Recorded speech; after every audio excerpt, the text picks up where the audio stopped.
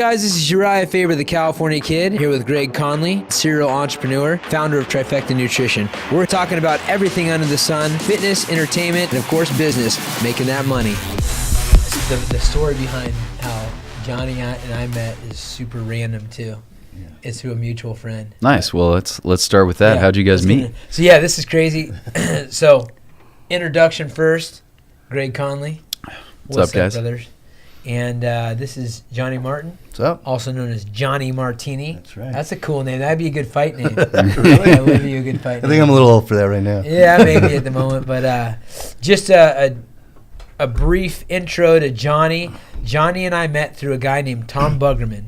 Tom Bugerman got a hold of my managers in 2007 with an invention of some sort that he wanted me to be the face of, and he introduced himself as that, and then came at me later with a movie idea that he and I actually developed together, and got a little bit of traction going, and then it kind of fell off, and heard from him maybe once every 4 or 5 years, and I literally just got done filming and editing Green Fever, this movie, our first full budget, full feature movie, and I get a text while I'm sitting with all the guys, the directors and producers and everyone else at lunch, and I get a text from Tom Bugerman. It says, "Hey, Urijah, I don't know if you remember me," and of course I remembered him. He's like, "It's Tom. I think I have someone that wants to do our movies, or do our movie." And I'm like, dude, how serendipitous is this? Mm-hmm. Where I'm sitting here finishing this first movie. Tom was the first guy to come pitch a movie for me, and he texted me out of the blue saying that he has somebody that may be interested in producing our movie. And that day I was going to meet Mike Tyson. He's got a TV show, and we're doing all this different stuff. I had like a jam-packed day, and I beelined out in LA, which is hard to do, to go meet Tom Bugerman at his house to meet Johnny to talk about movies, and we instantly hit it off. So Johnny, with that being said, you're a guy that's done a lot of different things in the entertainment industry. Why don't you give us a brief overview? I know that you started out, I think, as a stuntman first, and then made the transition to actor and then producer. What did that look like? Well, I mean, basically, since I was a kid, I loved movies, and I loved Burt Reynolds, and I just wanted to be a filmmaker so bad, and I just figured, how's the best way that I could be? I could go to college, I could, figure out a way to learn everything, but to me, film business is something you got to learn while you're there on the set. And so I thought, okay, I was an athlete, I played baseball, football, everything, and I knew I could do stunts easy enough, and I was crazy, and so I figured, let's get into that. I'll do a little acting, but it wasn't my passion. My passion was to be a true filmmaker, to see the award shows every year, and to know that someday that could be me, and it wasn't that I could fly off of cars and do all that stuff, but I figured that would be a good road to take. So after about 250 features of being a stunt man, I turned into a stunt coordinator, where I had a 5-year plan, and the 5-year plan was to always progress and have a plan. After 5 years, no matter what it was, I had to leave that career. And so I was making good money, $400,000 a year, being a stunt man, and right at the 5th year mark, I called it stop, and I went from 400 to 0, and then started my new career, because I really truly believe that you can't focus on a few things at once to become great at one thing. So I was going to say, time out. 250 features as a stuntman, so that means you're jumping off roofs, crashing cars, catching on fire 250 times. Yeah. It was the Titanic I was on that really kind of made me go, okay, where's the 5-year mark coming? Because that's the one that really beat the shit out of me. So, Titanic? Yeah, that one, I was the guy in the middle that fell from the top and hit the buoy and everything else. Oh, man, that is a famous scene. I actually rember that guy. I see the resemblance. Crazy. Your body getting ragdolled. Yeah, that's what falling it was. to your death. So how does that work? Just so, because I know there's a lot of people that tune in that are MMA fighters or fans, etc., just basically tough guys, and that's kind of an industry. It's similar to the MMA space, where it's a little bit dangerous. It's kind of prestigious. It's it's shiny object. Like, that's a fun thing to do. You probably have chicks that love that kind of scene, and its own. And Tom Bugerman was kind of telling me about that kind of world itself. How does it work? That's got to be hard. That's a union job most of the time. Yeah. The more dangerous a project, the more you get paid. Is that kind of the gig? Yeah. I mean, we receive stunt adjustments. The thing is, though, it's really hard with stuntmen because the stunts have to increase every year because people get bored. It's like when you watch a big action movie, people don't realize it's a guy really flying in the air that's getting clobbered. They just move on with the movie. Right. So we become invisible at times. And then so the producers got the key of that and going, well, really, we could get anyone to do it, even though guys are getting injured every single day and being pulled off and new guys are coming in. But it became more or less that, a lot of the stunt guys weren't becoming filmmakers. They just wanted to do crazy as shit. Right. Mm-hmm. And that was the big problem of what I saw in the business, is that I needed to progress and learn more, and that made me a better stuntman. And it made me know that I need to know where every camera angle is. I need to know, when the camera's pointing at me, and I need to know what emotion that I need to deliver so the audience could really see my performance. So what are some of the biggest movies that you were on? You said Titanic. As a stunt guy, what are some of the movies that you were on that are pretty well known? The Matrixes, the Terminators. I designed all the action for Gone in 60 Seconds. I'm really a wheel man. I do a lot of car movies, from Italian Job. God, it's so funny. There's just so many. Check him out on IMDb, guys. Yeah. So Wheelman, that's just your driving and all the crazy chase scenes. I just love car because that's how I got in the business. I met a guy who had Gone in 60 Seconds, the original movie in '73, when I was 8 years old at a car wash, and I saw that crashed up car, and I go, what happened to your car, sir? And he said, this is Eleanor. It's not a car. He goes, and I'm a director, producer, actor, stuntman, and a distributor, and he was all in one, and we sat down for 2 hours when I was 8 years old, and he told me everything, and I said, well, I want to do that, and he goes, well, you come and see me when you're 18, and so I studied, I worked hard as acting, stuntman, and everything, so I could meet this guy when I was 18, and so I drove to LA at 18, and I got ready to meet him, and right when I got to LA, my mom called me and said, H.B. Alicki, it was his name, and he died doing Gone in 60 Seconds Part 2. He died with a cable slicing him in half from a gag when he was just directing the movie, and so I went to LA not knowing anyone. Wait, that really happened? He got cut in half? Yeah. On set? Jesus. Yeah, on the set. He saved his wife's life, and the funny thing is that I thought my career was over because I didn't know anybody, and really 10 years down the road, I got asked to coordinate Gone in 60 Seconds, so it was like the man up in heaven made sure that I was taken care of, and now his wife gave me the rights to the new movie and all that, so it's all a domino effect. So that's pretty crazy, the manifesting of things. So you met a guy, and I just talked to Coach Lee Kemp, he's the youngest world champion in the history of the wrestling world here, and he had an aha moment, kind of like you did with Dan Gable, who is one of the best wrestlers of all time, where he went to a camp. He was a 50-50 wrestler. He heard Dan Gable speak and heard a story, and it resonated, and he decided right then to go do something, go after it, and he became, the youngest champion of all time, actually beat Dan Gable 5 years later, or 4 years later, and then went on to coach the Olympics, and now he's coaching at our team. But I think that's crazy when you're a young kid, like 8 years old, you hear someone, you speak of it, and they step away, don't ever think about you again. Mm-hmm. But that sends your wheels turning and pushes you to be, what you are today. Yeah. And so it just reminds you of how influential people are and kids are, and I've got to meet some heroes of mine, guys like Roy Jones Jr. and Mike Tyson and even MC Hammer. I got to hang with MC Hammer, cool. and those guys that I looked at and be like, held on a pedestal, and now I get to be that for other people, and now you get to be that for other people. I mean, it's so cool the way the world works. I love that. It sure is. That's cool. Absolutely. So then you get the stunt work. You say, all right, 5 hard and $400 grand. And what year was this? Back in the late 80s, early 90s. So $400 grand a year is a great living. Yeah. Especially at that time. I mean, right now even, but doing something that's so fun and cool. So you decide, all right, hard stop, 5 years. Was that a 5-year thing that you actually said, okay, every 5 years? Yeah. And where'd you get that from? Well, my dad always told me that you have to, in order to progress, you have to have a plan, a future plan. You got to stick by, no matter how much it hurts, and no matter how much. If you want to stick with your plan, you have to. And so my goal was every 5 years, and it was a really important mark to hit, and it was scary. I mean, I went from having everything to having nothing for over a year because it took so long to develop who I was, and my wife at the time, she thought I was crazy for doing it, and I was scared, and everyone thought I was crazy for doing it. I'd get calls where I could have continued to work, and great big movies coming my way, and I'd just turn them down, and when I had no money coming in. but I had to, and it give me the energy of what I really had to push for, and that's when I became a stunt coordinator and did 75 films as a stunt coordinator. Wow. Won a few awards, like I said, in Gone in 60 Seconds, where I was able to coordinate and design all the action. And then after those 5 years, I knew I needed to get more into filmmaking, and that was to become a second unit director, designing all the action and shooting all the action for films. And directing it, and that was a great thrill. It was probably one of my favorite jobs, and I really didn't want to leave that.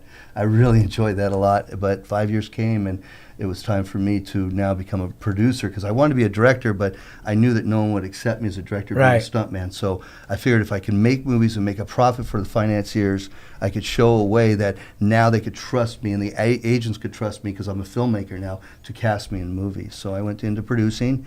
My first film, how I got in, was that this company, Millennium Films, did movies for 1.5 for the Sci-Fi Channel. Right. I went in there, I told them I could do it for 300,000, and they said it's literally impossible. And I said, well, what do you have to lose? You know, if I do it for 300, you got to complete a film. You fix it for 300,000, you still have half the money out. And they said, okay, you're right, let's try it. So I grabbed a few good actors, Casper Van Dien and Michael Rooker, and we did the movie, and it won Sci-Fi Channel of the Year that year. And they gave me another one, and they wouldn't give me the 1.5. They said, okay, we'll give you 700. I won Sci-Fi Channel of the Year the following year.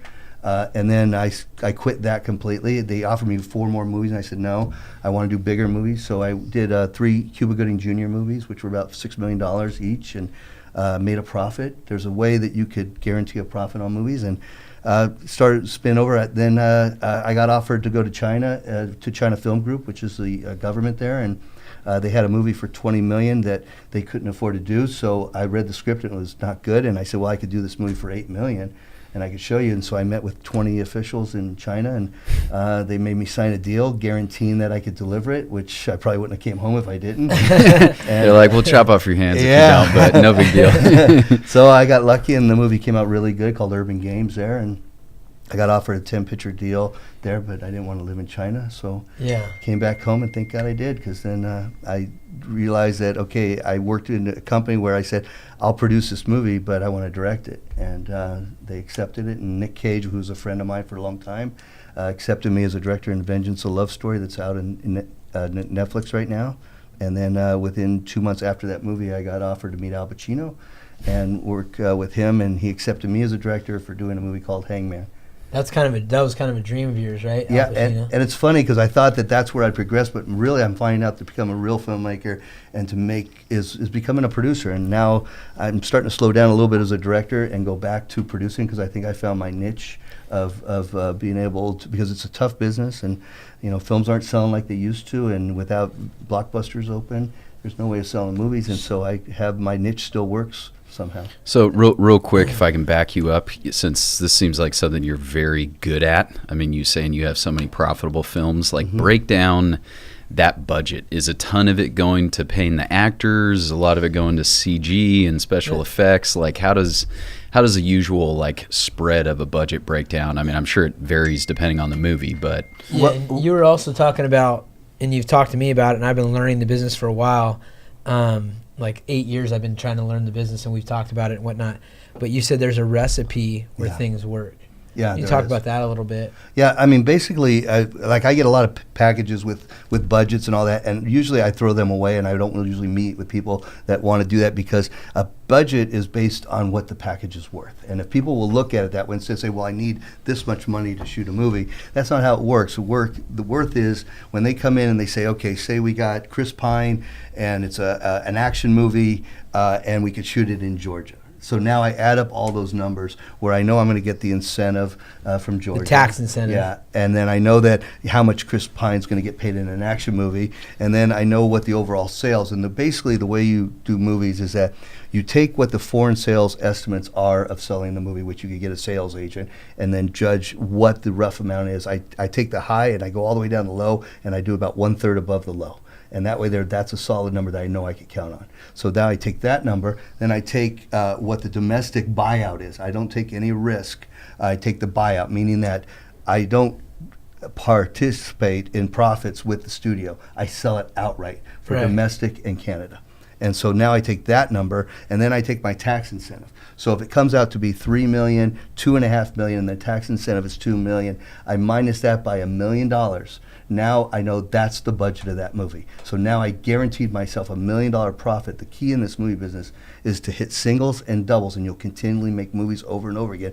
But it's the people that take the risk that think their movie's the greatest thing. Because at the end of the day, we don't sell our movies, we sell trailers. Because it's like when you go see a movie and a trailer in a theater, and you're like, oh, I got to see that movie. It's going to be so great. And 85% of the time, it's not a good movie, and you guys hate it because your imagination has gone to such a high on where that story can go that you can't imagine that the decisions the director made weren't your decisions. So why would I want to take the risk of showing you a movie that you're probably not going to imagine what it is, and it's going to be something totally different? I'd rather sell you the trailer and let you imagine it, and now I'll sell it to you where I'll get a lot more money.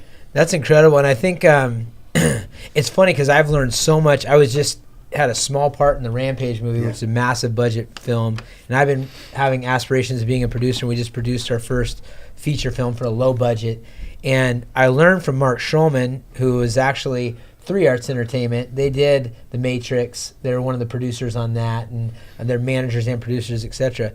And I was learning so much about like the different makes. It's like, what comes first, the chicken or the egg? How do you get things funded?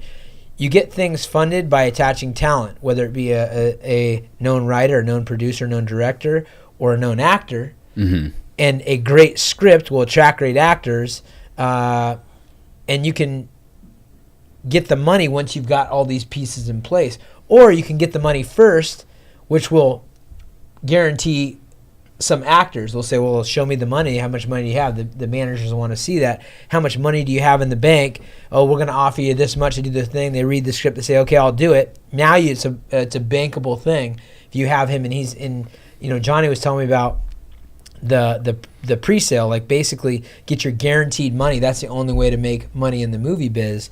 And the guaranteed money is based on, it's just like the fight game. There's guys that put butts in seats and draw viewership, and then there's talented fighters. There's a difference, right? Sometimes they're both in the same, sometimes they're not.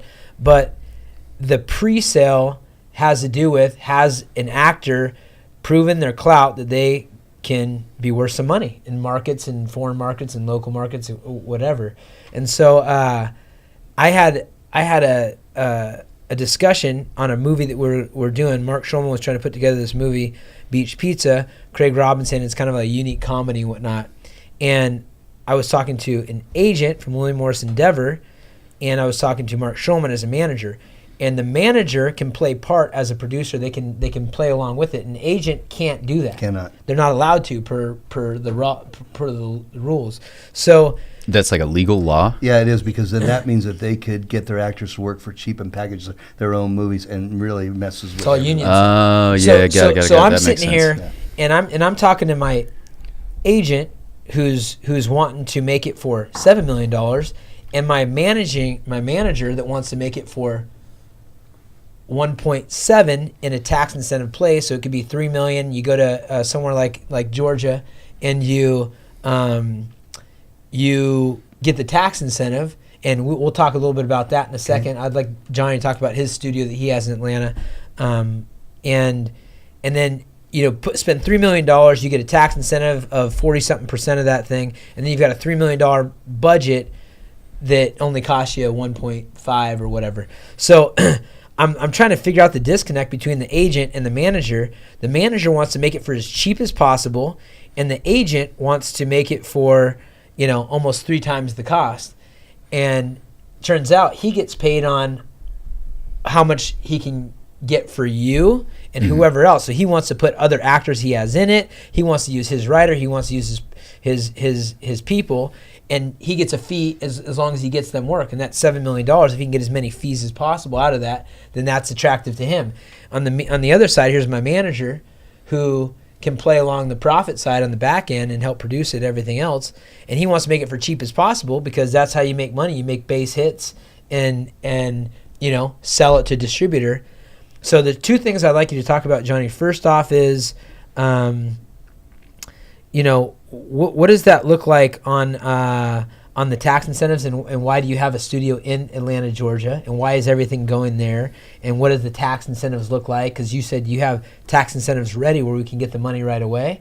That's one. And the second thing is on the foreign distributions, how do those things work, and you know, how can you pre-sell in different areas? Like each area has somebody who's in charge of distribution in that side. And you told me before, like, you're guaranteed to get screwed on back end points from the distributors. You're never going to see the money. Yes. Is that kind of the way it is? Yeah, I mean, the goal is, it's sort of like in any business, is that you would rather collect all the money and give someone else their side instead of the other way around. You don't want to trust somebody else to hold on to your money and give you a check after they've collected. Gotcha. And that's the problem with distribution, is that I collect all my money up front and I'll take all buyouts because then I know I'm going to get that money.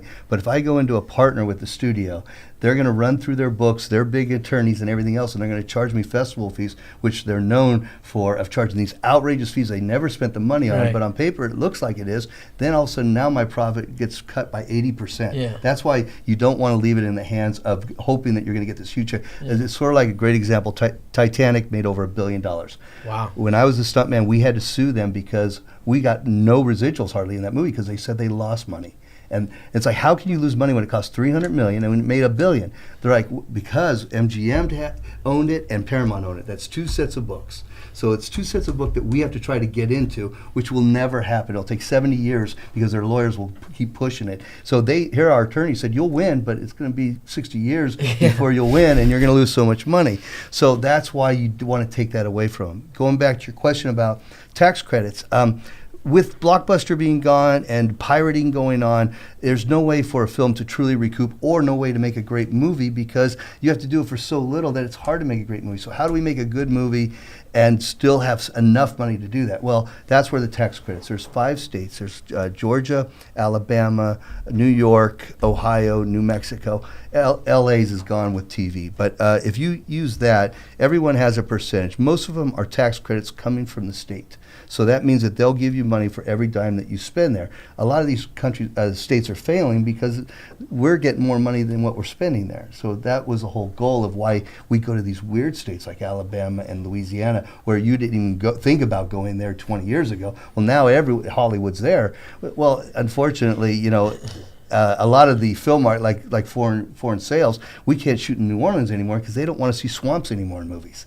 Yeah. You know, and there's not a pretty view to see in a movie from Louisiana, but then you go to Georgia, where that's the new Hollywood now, because we're selling tax credits. So that means that it's a 35% incentive. We are able to sell those tax credits to some of the Fortune 50 companies like Cisco and other companies, and they will buy those tax credits from us. So now it doesn't hurt the state at all. So this credit will last forever. Can you explain why someone like Cisco would do that? What does that do for them? Well, it's sort of like a write-off. It's like on my first movie, Vengeance, I sold all my tax credits to Matt Ryan, the quarterback from the Atlanta Falcons. He needed the write-off. He was making way too much money. He needs that write-off. So by buying the tax credits, you're able to use those credits and write it off and do it legally. So he gets to buy for a discount. Yes. He'll buy the discount. So say it's $110,000 worth of tax incentives. You give him a deal. He buys it for $70,000. He'll buy it for 89 cents on the dollar. 89 cents on the dollar, Yeah. and so there's a margin. So that's crazy. There's hard to find loopholes. That's high level business tactics. There's some oil tax stuff that you can do, like if you're investing in an oil field, etc. And then there's the movie tax, and then there's some vehicle tax stuff, but there's not many little loopholes anymore. It's getting harder and harder. No, it's getting harder and harder, and the movies are getting harder and harder to sell. I got a good art tax incentive that somebody told me they do. So you take an artist like David Garibaldi, for example. He's a Sacramento good buddy of ours. He's the one that did the mural outside of my gym. So if I were to, here's a little tax trick. If I were to take one of his pieces of art and I would donate it, Super Sage Northcutt just walked in. I'm introducing him to Johnny Martini so we can make some action movies with Sage. Sage, come in here, man. And networking's happening in real time. So hang out, Sage. Just chill for a second. Yeah. We got this Northcutt's in here.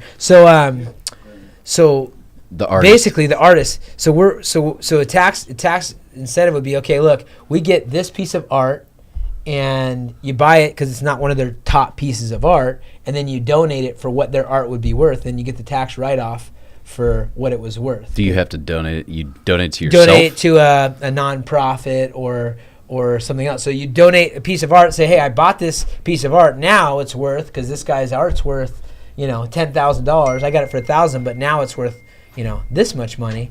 And then there's a tax. That's smart. Especially if you're able to sign it and make it worth more money. Exactly. Hey, you know who's been doing a lot of art lately? This guy. Awesome. I love it. So that's cool, man. I think people at home will heads will be spinning when they start listening to this kind of stuff and realize, like, that's the coolest thing about the fight game is when I first started in 2003, 2004, we're like,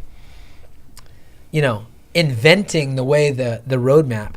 You come to entertainment and it's all laid out. Guys like you have learned when you're 8 years old, you meet a guy who tells you what to do, and then you study up, and it's laid out. There's unions and there's some guaranteed ways to make things and things like that. And it's so nice to have an established industry versus what I was dealt with the fight world, and I had to create my own path. But this is really cool, and I've been loving getting to know this and everything else. So you got this tax incentive part. You've got the the different parts of the moving things. So how does it work on each individual industry? Where does somebody own the rights in a distribution? How does distribution work? Well, I mean, that's what's tricky is that distribution. Everyone's going to screw you, without a doubt. So you got to know going into it, how bad am I going to get screwed, and how that's a great feeling, huh? And how little can I get out of young this guys in the room. Remember this. So and that's the key to it is limited. Everyone thinks that they got gold. Everyone thinks I had to push myself away by loving my movies so much, but being able to push myself away and forgetting about how much I love the movie and go now straight into the business aspect of it to knowing that it's a good example is like when you sell foreign, it's like people will be so happy because France bought their movie for so much. Well, that's the wrong way of doing it. In our market, there are two places that are as big as Hollywood. That's Germany and Russia. So if I sell my movie to France and they offer me, say, $400,000, well, now Germany's going to find out that I sold it to France for $400,000. Now they're going to go off of that number, where normally if I would have went to Germany to begin with, they would have bought my movie for $800,000. Well, now they find out I sold it to France, so now they're offering me $600,000. I just lost $200,000 because if I don't go to Germany and Russia first and have them buy my movies, they are the ones who are going to claim how much my film's worth in the foreign market. Wow. So that's the key, is that people get overly excited, and distribution, if you don't go the right distribution, they will just sell the movie outright with whoever offers come in, and that's not how you want to sell it. And now, if there's a way that you could take your pre-sales and get a financier that'll hold off and say, okay, give me a year and a half to pay you back, instead of the year, which is usually it, so that way the loan, it doesn't override on the percentage of the loan, so you try to deliver movies within a year. But if you could get the year and a half, keep that pre-sale of foreign, and hope to God that maybe a studio will come in and want to buy the whole thing, with a certain fee, and they own the whole world. That way, your film's going to get a theatrical deal. You're going to get your money back because you pre-sold it the whole world to them, and then now you're going to be making a lot more movies down the road. Right. But when you sell to the foreign first, what that does now, it doesn't leave any money open for a P&A, which is print and advertisement for the studio. So when you see a lot of movies that go to VOD now, everyone thinks, it just went straight to VOD. Well, that's 90% of the movies, and that's what people don't understand. They think it failed. It didn't fail. That's a guaranteed moneymaker. You'd rather your movie go to VOD than go to theaters, because theaters make 82 cents on the dollar of everything that comes in. That's why movies don't stay in theaters that long. They want them out of there. Yeah. So that way they can make more money. And theaters are just for advertisement, for us to sell foreign better and to sell domestic better and all that. And so that's the key to really knowing what you have and how to not get greedy, and just hope that you're in a business where you can make your dream come true and make movie after movie. Gotcha. And not take a risk on it. So I got a quick question for you on it, because Urijah briefly mentioned this. You obviously sat down and had that great conversation with that guy when you're 8. Let's say I'm not personally trying to do this, but I'm sure some of our listeners are. Let's say I'm trying to get into the directing game or the producing game. You guys are in a unique situation where you're already, famous, have money, a lot of things a lot of people don't have. Famous. Yeah. But you get the idea. Like, how does someone get started if they do want to be a director? Do they have to go the route you did, being a stuntman and an actor and all that type of stuff, or is there a way for them? Is it all just connections? Do they need to know the right people? How do they get into the game? Well, I want to be a filmmaker, and if people wanted to be a director, it's a whole different route, because the way that I did it is a great way, and I got every dream I wanted to, every position I wanted to, but I got to being director when I turned 50. So guess what? This is a young man's business. Hollywood kicks you out at the age of 65 or 60. So I've left my career now as a director to be at the very end of it, where I'm not going to get the top cast, because the agents want that 25-year-old young director where they're going to make money on for the next 40 years. Top directors like my buddy Brad Payton. Yeah, like Walter Hill and Simon West, all these famous directors can't buy a movie right now because their own agents don't want to give them an actor, because they'd rather give it to a guy who just won a little small film festival. And that's your answer to your question, is that I would say, listen, do a pet project, show people what you could do with no money, turn it into every film festival you can, get as many awards as you can, and do it again. And if you do it twice and the same result happens twice, you're now going to get a name for yourself, and you're going to get better opportunities to get an agent. If you're not with CEA or WME and UTA, then it's going to be hard for you to ever cast a movie. That's awesome. Yeah. And here's on the other side of things, somebody that's been in every part of the movie business, and it's fitting we've got Sage and his brother here. Badass reel, man. Yeah, I saw your reel. Yeah, awesome. It was amazing. So that, for example, I mean, it's obvious to me a guy like Sage Northcutt could carry a franchise. And when I say franchise, that's something like Jason Statham's done, where movies get made for him because he's who he is. Stallone's a franchise. People can hold a franchise themselves. So if you take a guy like Sage Northcutt that is 21 years old and has something unique, and you want to build him as a director and a producer into someone that can carry a slate of movies, what does that look like? You want to couple him with the right actors, or find right movies that would put him in the right position, or how would that work? Well, normally you're right. That's what I would definitely do. If I believed him, I'd give him a second or third lead and try to build him up that way. But you showed me his reel today, and it blew me away. And what I saw out of that reel, I saw trailer moments. And like I told you, trailers sell movies. That man, if I put him in a movie, he would have 3 of my moments that go into a trailer that are going to sell this movie, that's going to give him his own publicity. And that's where I would use him for. I would make sure that those flying flips that he does to a death drop would definitely be in my trailer. And so that's how I think I would sell him to become the next. I guess actor. It'd be different for every single. Yeah, everyone. And does it pretty common when people say, "Hey, I got discovered," or somebody goes in like a Nicolas Cage. He's a talented actor, but he also had family in the business that gave him a big head start. How likely is it that people get discovered, and how much is it about connections and having something that's super unique and finding the right opportunities? Because I feel like what I've been learning is it's a lot about connections, but it's also about likability and networking and people deciding okay, we're going to push this person, or how much is it just talent? Like this guy is so talented, who's some of the most talented actors out there, like a Tom Hanks, for example. Like, he's just super uber talented. What do you say? Like, how does it work? Well, as a producer, I would say please don't do this. But as a guy that wants to give a guy a break, I'll tell you, break every rule you can. That's the key. Being noticed and breaking every rule they can. Sort of like when I was an actor, I was competing against everyone. I'm a shorter guy. They wanted a big bodyguard guy. How am I going to get in there? Well, I learned right away, okay, there's 100 people going in to read the same lines over and over again. The last thing I'm going to do is read those lines when I go in there. I'm going to know what they want me to say, and I'm going to create my own character from it. 9 of those directors are going to hate me for doing that, but that one will love me for doing it, because it's different, and they're so tired of seeing the same thing over and over again that I got the attention of the one guy that gave me the job. I'd rather have that one job out of 10 than 0 jobs out of 10. So that's a key thing. You've got to be able to be willing to break rules. You've got to be willing to step out of your own comfort zone and being different, and that's the way that you're going to get attention in this business. You can't just be a great actor anymore. I mean, there's thousands of great actors. What makes you different? Nicolas Cage. You Google Nick, and every moment that comes up about Nick is his craziness. Yeah. That craziness makes him be able to be a star when he's making 7 films a year. Who else can make 7 films a year and still be a movie star? No one. That's pretty wild. Yeah, and Tom Cruise, how did he find the niche? He was starting to drop. Well, guess what I'm going to do? I'm going to do all my own stunts, and I'm going to show everyone I'm going to jump off a 300-story building. I'm going to do everything so freaking crazy that I'm going to cause more attention than my movie is.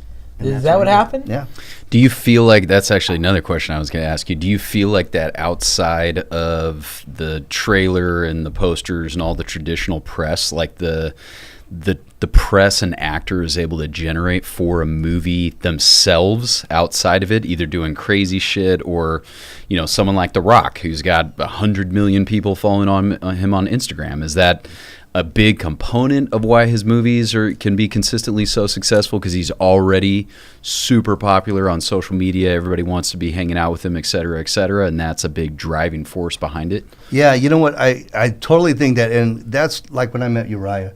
What I loved about meeting Urijah, and I could see him on film because he has a likability. I mean, you want to hang out with this guy. You want to talk to this guy. Thanks. And that's what The Rock has. The Rock has the same thing. And The Rock got his break because he had a big stage of wrestling, and people fell in love with it. Even though he was a bad guy, no one cared about him until he became a good guy in wrestling. And Urijah, I think that's where his notoriety is going to be, is when people start to get to know him more and get to see him more out there, and people are going to want to see him just because they want to hang out with him. They want to like him. Mm-hmm. Well, we'll see. We'll see about that. Speak for yourself. Now so cool. Just to talk about our project that we've got going. I met with Johnny, like I said, through Tom Buggerman, and I had an old film, like a script written 10 years ago, 11 years ago, it was Tom's concept, and then Johnny kind of had that conversation I was talking about Sage, where you say, well, how do you actually make it not flop? Because it's a transition from one thing to the next is a difficult thing, and people do the wrong thing, is they get eager and want to jump at whatever's out there. But you got to be launched correctly, right? Yeah. And so Johnny had a concept of his own, and I have like 5 different scripts. One in particular that I had written called Point Arena, and I sent him 2 of the scripts I had, one Saltwater and one Point Arena, and he loved the Point Arena one, and that's written about a small town up on the northern coast, and he had also had a concept of his own that he wanted to have written. So literally, we said, hey, he wrote out a budget for Point Arena and said, yeah, let's work towards getting this. And then he wrote a script in like 5 days, and like 5 days after he wrote it, he had a bunch of interest in. Yeah, I got a bunch of offers. What it is, that when I met Urijah, I did want to get into business with him. I was doing movies for around $10 million, and then I read what they wrote, and it was felt like it was the worst thing for his career. And the reason why is because it was a fighter being a fighter in a movie. And I said, once you do this, you're going to be a one-hit wonder. So when I read Point Arena, it was a true acting piece, and it was something that was going to grab his attention. But in order to get there, we needed to do something that the audience does want, and that's a fight movie. But how do we give him something that's not going to just make it a typical movie that he's supposed to be doing? Well, that's why, I read their script, and it was too action-y for me and too dated. It was like an 80s kind of an action movie, like a Van Damme movie.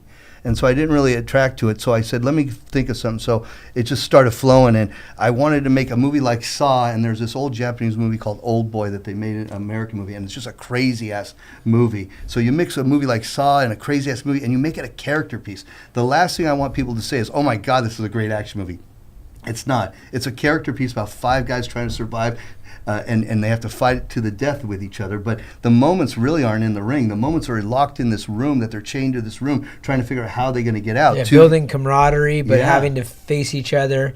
It's kind of like the gym now, if you go into the practice, you got to watch practice today at the gym, and you got, in that practice today was Sage Northcutt, Chad Mendez, Andre Feely, Song Yudong, Cody No Love, myself. I brought in a bunch of heavyweight guys, and we're going for simulating death, basically, ground and pounded chokes and whatnot. And you shake hands before, it's intense during.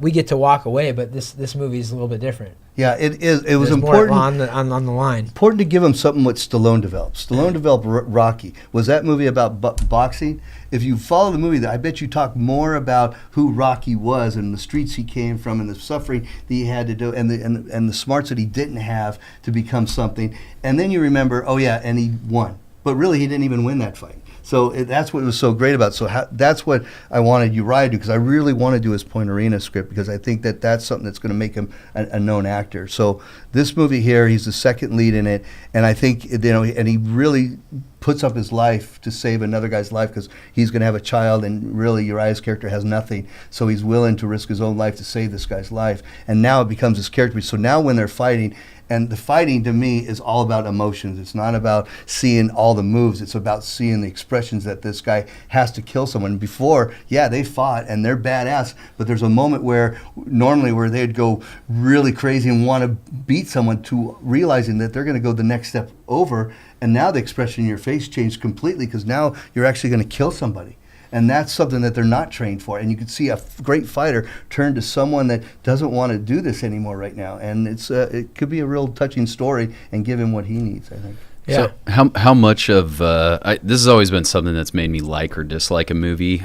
How much of the movie do you usually feel like makes sense for character development? Does that need to be a huge percentage of the movie? You look at something like I don't know, like Harry Potter or something like that, where there's so much character development with those characters and people fall in love with those characters because of it. Is that something that you're always thinking? Because, I mean, them being chained to the wall and talking to each other and all of that, is that something that, you know, is kind of the backbone of really getting people to connect with those characters, is spending a lot of time doing that in the movie? Yeah, I mean, the key for a character, you still could add a lot of action, but it's like, say, in this movie, the more important thing is that you like these characters enough in the first 10 pages to where you don't want them to leave the movie. And once you get that, then you have two of them go out. You don't even show the fight the first time. You just hear the noise, and you see all five guys' reactions to what's going on out there, not knowing that they have to fight to their death yet.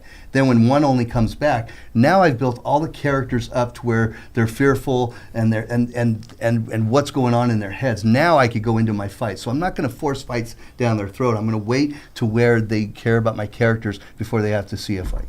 And I think that's important. Yeah. And Johnny, we talked about, he's established. I mean, he's done 20 movies and made money on each one, which is the hardest thing, and that's something that you don't see every day. And maybe you can run down some of the actors that you've made movies with that are you know, of names.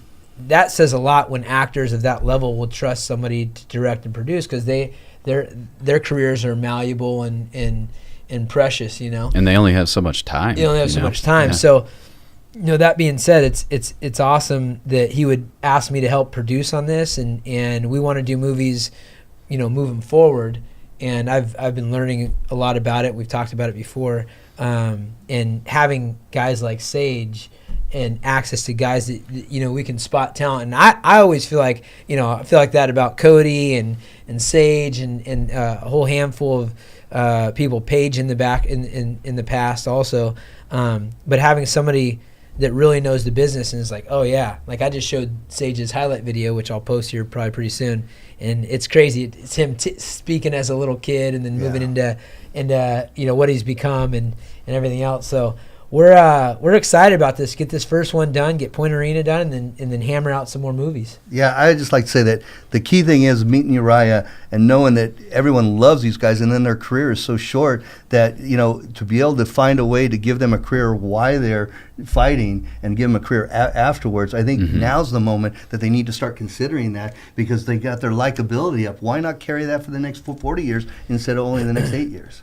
Yeah, and that's not just for the movie biz. You know, if you look at, I spent this last weekend with Chad Mendez, and his passion is hunting. That's all he wants to do. He trains and he hunts. And, you know, he started a business. He's been doing it for a couple of years now, like almost 4 years now, where he does these elaborate celebrity hunts. And, man, I had a great time with him, but I can just see him in his element, and he's passionate about it. And it just feeds the hunger to perform and to do well in the fight game.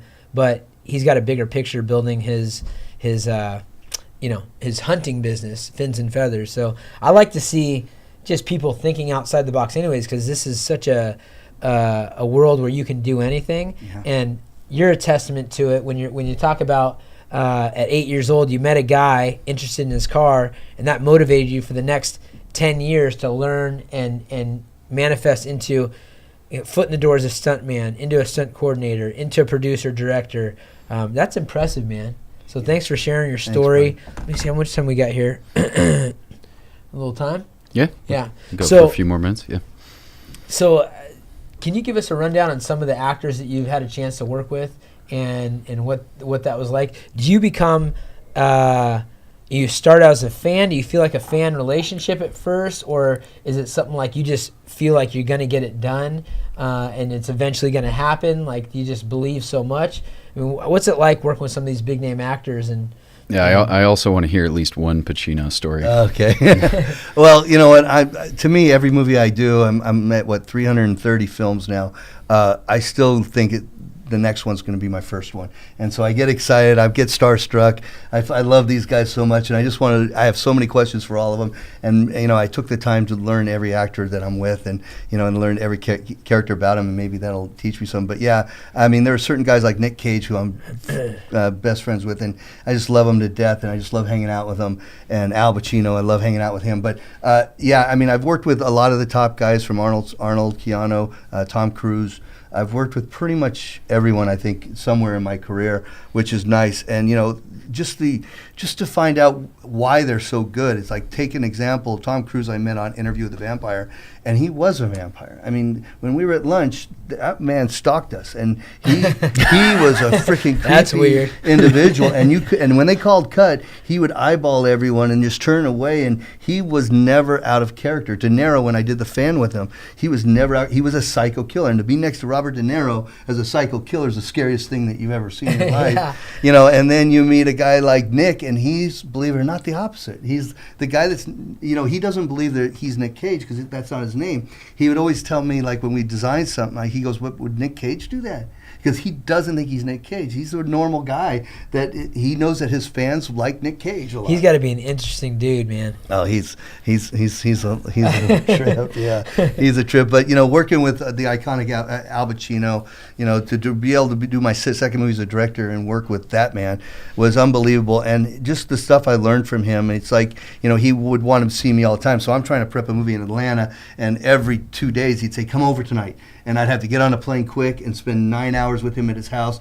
And he'd say, "Okay, this character, the one that has one line, who's way off to the side, where's her family from? Or is her mom and dad divorced?" And he kept drilling me about these characters that were nothing in the movie. But when he got on the set, he would look at them in a way where he felt their pain, and he brought that little character out to life. And and he was just telling me stories about when he wrote the Godfather that he did. Godfather 2, and he hated the script, but he knew he needed to make it, so he got a hotel next to Coppola's house and went with the writer, and Coppola wasn't welcome over there, but Al rewrote the whole script, but he couldn't do it without feeling that Coppola was close enough to acknowledge him, and he said he worked on it for 6 months, and it was just nuts, and of course, I decided, Al was sick on my set a lot, where I just told the cameraman, follow him with the camera wherever he goes. When he shows up on the set, just roll camera with a long lens and stay tight of him. I might use anything. And Al, such a sweet man, but then all of a sudden he'd get mad and say and swear and hit something just off set. And I had it, and there's like 8 times in my movie that wasn't supposed to be in the movie, but I just actually shot it while he was just walking around. Oh, that's cool. That's a good thought process. Yeah. That's awesome, man. I got one more question for you before we dive in here. Same question on the script side of the fence. If someone, you seem to know a lot about scripts. You read the different scripts and said the things you didn't like. Where do people go about getting scripts? Is there like a peer-to-peer thing now that it's 2018 and there's just thousands of scripts out there? Do you have to have someone like Urijah bring you a script? Like, how do you get a good script going? Because that seems like such a core piece of the entire movie puzzle. Yeah, it is. The thing is that I could go look for scripts all day long, but it won't do me any good. What I do is I control 5 writers that I work with, and they know that the thing I can promise them, I can't pay them because it would cost me too much, but I will push as hard as I can, but I work in a 2-year increment. I know that if I make a movie today, it has to sell in a year from now. So I got to be thinking a year from now, what's going to sell. I can't be thinking I got the greatest script in the world right now. And I mean, sometimes you get lucky, but usually the studios own them and they trash them away just as long as they own them and get them out of the market, and they don't even make them. So it's hard to find a natural script. The best thing to do is to know what's coming, develop an idea with writers, and write your own script, and then be ahead of the game. That's the key to it. If you're making movies like Die Hard came out, if you're making a movie like Die Hard, guess what? 1,000 people are writing movies like Die Hard. But now, I got to look at movies like, say, Get Out came out. Well, Get Out just started a whole new genre. Now I'm going to create a movie just like Is that the black... Yeah, I watched that movie. That was a trip. Exactly. Now I know where the direction of the film industry is going to go, and if I'm getting on the quick edge of it, I can write a script in 4 months, 3 months, and get on that pipeline where it's only going to last. Sort of like The Matrix is a great example. The Matrix was something that came out that no one's ever done before. Guess what? Everyone now has their action star running on walls now and doing the flexing thing and doing all that. Well, that lasted 2 years, and now everyone's got all these scripts they spent all this time on, and they're not worth a dime anymore, because you got to be careful also in scripts where they don't ever get dated and they don't ever get replicated. So you always got to, it's sort of like our script where I took an action movie like Old Boy, which is a crazy movie. It's not an American movie. And then I took Saw. Well, everyone's still, today's movies, horror movies are doing well, but they got to be psychologically smart. So Saw is a very, very smart, creepy ass movie that you feel like you would be sitting in that room and getting stuck. And so that's the kind of movie that will always last forever, is a movie like Saw. So take that little piece of that storyline and then put in the moments that sell. Action sells. Thrillers don't sell. Westerns sell once every 5 years. So why even write one? Because there's only be one or two ever made. So you just gotta be smart enough to follow the industry and watch. I go to the movies all the time, and what I do is I sit in the back row, and I'll watch a movie three times. But I want the audience's reaction. I don't care about the movie. I just want to see how an audience sits. And when they sit and they lay back in their seat, I got their attention. When I got them looking left and looking right and looking at their clock, or a phone also lights up, I count how many phones, I know that that movie lost the audience. And it's really important that if an audience member stands up in their seat and leans a little bit forward to watch the movie even closer, and if I could get like 8 of those in a whole movie, that movie's going to strike gold. Wow, that's really cool. I think I feel like I know the whole industry now. I'm going to become a director. Forget Trifecta. No. So just that little piece right now, and today in practice, we had Lee Kemp, who I talked about earlier in the podcast, who is a master of what he's done, and he does something, as a wrestler, as one of the top 4 wrestlers in the history of the United States. He talks about something that's really important called micro moves, and it's just these little tiny adjustments and things. I feel like what you just described was like a movie micro move, where you're, it's probably what sets you apart, is taking something as simple as going to watch a movie, watching it 3 times and not there for the movie, but identifying and seeing how a crowd reacts. That's a cool little thing that maybe you think nothing of it, but for me that's pretty impactful, because it's the little things that count, and that's the way it is in mixed martial arts. That's the way it is in business. What's going to set you apart? Attention to detail, a true passion, and I also like about your story, one of the biggest things is that walking away from $400,000 in the 80s as being a stuntman, $400,000 a year, living a great life because you wanted to challenge yourself and go on a new journey and do more and feed to the bigger picture. That to me is super inspiring. So I think that's good to wrap it up. We've got some other things to do. We got to talk business. We got to meet your future stars. That's right. and have the rest of the day. But guys, hope you enjoyed that. This is again talking a little bit about business, about entertainment, about the fight game, nutrition. Greg, thanks as always. That was awesome. Very much. Yeah, thank you for coming. Man, Thank you, buddy. Yeah. Johnny Martini Films, coming to a theater soon. The true story of a short guy that made it big. All right, guys. Sounds good. Thanks, guys. Thank you. Cool. Thanks, guys. Yeah, that was awesome. I feel like I may have learned cool? more on that one than any of the other ones we've Yeah, done. no, that's why. Yeah. Holy cow. Thank you very much. Yeah, absolutely. Thank you. Yeah, that was awesome, dude. This is favorite. Dude. Good. Nice to meet you. Very impressive. Very impressive. Wow, what he showed me, it was like, he's all, well, what about, and I'm like, before he said that, I'm like, oh my God.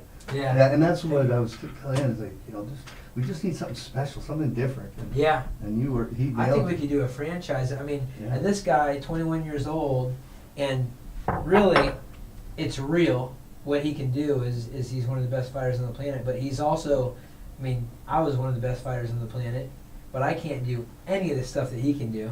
He has weapons. He had 40 world championships from 8 years old all the way through becoming a professional fighter. Sure. And weapons, acrobatic stuff. I mean, this guy's a very unique. From swords guy. to bow staffs to commas, Yeah. everything, yes sir. Yeah. Well, the only thing I saw was a perfect trailer. I mean, coming at you. It really was. And the thing about you being young, you bring this heart and soul, and really the audiences that go to movie theaters are 18 to 28. So, Yes, sir. I mean, you have a lot He's of got a huge attraction. female demographic. We looked at his Instagram.